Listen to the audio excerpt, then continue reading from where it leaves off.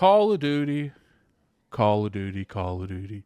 You guys know when it comes to the Activision Blizzard King deal, I remain skeptical. Kind of being like half glass full. Doesn't necessarily mean it's bad. I do think that, ABK in the vast majority of the ways benefits Microsoft and Xbox. But me as a gamer, just me in particular, it doesn't really offer me anything. And that's what we're going to talk about today. Call of Duty going in Game Pass. What's going on, you guys? Gaming out here coming to the video. Look, Call of Duty's always been one of those big icons. I would actually argue that Call of Duty is definitely on the top 5 of the biggest icons known to man. I would say that maybe Minecraft and Fortnite are the only two that's bigger than Call of Duty. And considering those are games that are running the industry, that's a lot coming from that. But anyway, it's been a huge speculation in the community in general on whether or not Microsoft would allow Xbox, because let's be real here, it's a Microsoft thing. Xbox got no problem putting Call of Duty in Game Pass, but is Microsoft going to potentially risk losing millions and millions of dollars by putting this game into Game Pass? It's a question mark. We don't know.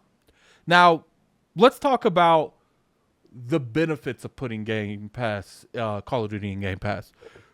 When you buy and you're playing all these games on Call of Duty, you're buying microtransactions at the same time.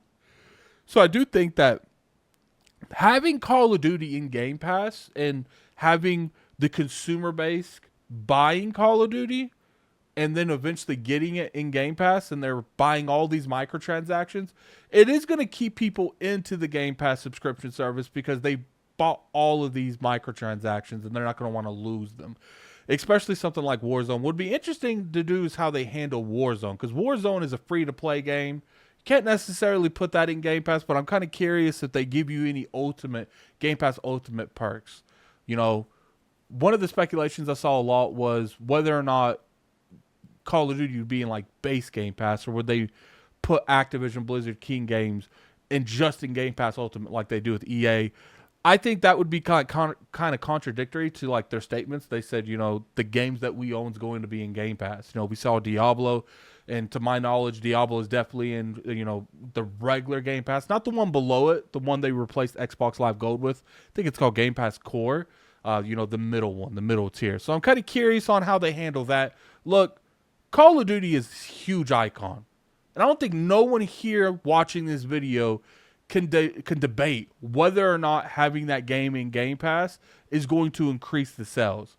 I'm willing to say that having that game in Game Pass, hell, just the announcement, the official announcement where Microsoft comes on that stage, most likely in June with their June showcase, and say these games are going to be in Game Pass and all of these Call of Duty is going to be in Game Pass, and the new Call of Duty this year is going to be in Game Pass, will probably essentially double the sales of Game Pass. Not necessarily go from like 30 million to 60 million, but for that month, I would say they probably will get 1 million to 2 subs just off the announcement alone. Now, when the actual game launches in Game Pass, you have a little bit more of a ball game stuff, because then you're seeing what's being practiced. And I do think word of mouth is going to jolt through the gaming industry, especially people that only play Call of Duty every year. Because thinking about it, like, if you only play Call of Duty every year and you have both consoles, what is your reasoning to buying Call of Duty on PlayStation? Most likely they will subscribe to Game Pass on their Xbox. And, that's going to be good keeping people off of the competitor's platform, because they're going to be wanting to play for value on this platform. Now, obviously, there are going to be certain things that you can't help. There is a demographic of PlayStation gamers. There's a demographic of Switch and PC gamers that it doesn't matter what you do, you're not going to convince them to buy an Xbox. But you could start, winding down the people that own multiple platforms, and you can start getting them on your system.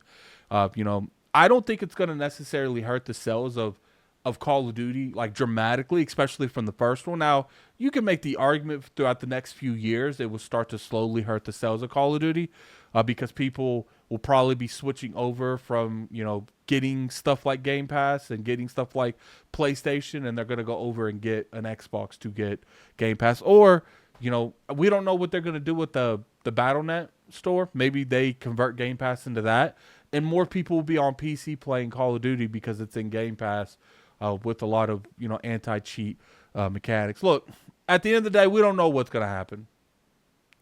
Having something like Call of Duty in Game Pass has never been done, and I don't think there's a bigger game you can have in Game Pass to really analyze that this is going to be a good play or not.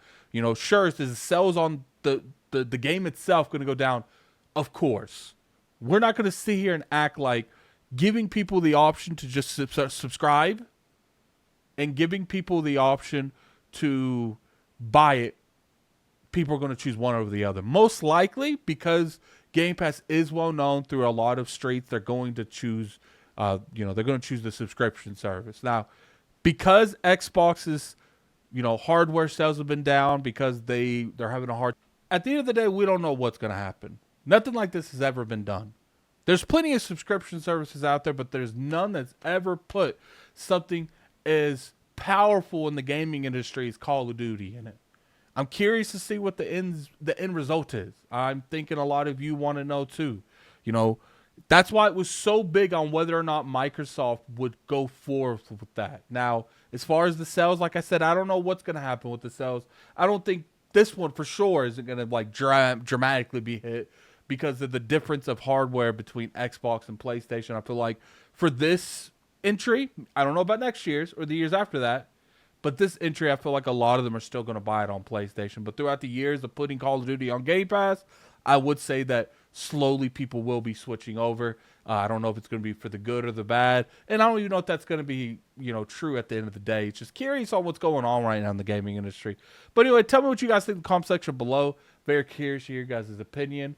Definitely go down there and, like the video if you enjoyed it. You could always sub to the channel. We make multiple videos a week, 2 to 3 videos right now, but we're going to be picking up on that probably next week. I appreciate everyone that comes through. And this is Gaming Addict. I'm out of here. Peace.